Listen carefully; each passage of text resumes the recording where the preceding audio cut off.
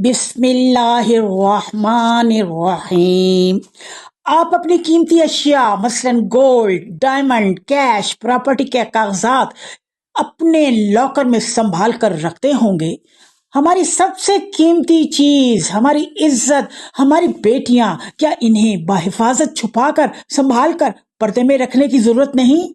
اللہ نے تمام خواتین کو نبی پاک صلی اللہ علیہ وسلم کی ازواج کے توسط سے حکم دیا کہ اپنی آواز پست اور سخت رکھو، تمہارے زیورات کی جھنکار کوئی نامحرم سننے نہ پائے، تمہارے سر کے بال تمہارے چہرے کا حسن ہے، اسے ڈھانپ کے رکھو، اپنے چہرے اور جسم کی زینت کو سوائے اپنے شوہر کے کسی پر ظاہر نہ کرو۔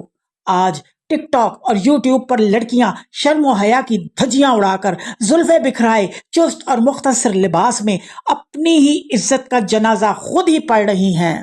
والدین اور ارباب اختیار خاموش تماشائی بنے ان کا بینک بیلنس چیک کر رہے ہیں۔ کیا یہ دین اسلام سے بالکل ہی نابلد ہیں؟ کیا وہ نہیں جانتی کہ انہوں نے چند کھوٹے سکوں کے عوض خود کو کتنے سستے داموں بیچ ڈالا؟ آج سوشل میڈیا بے حیائی کا بازار بن چکا ہے۔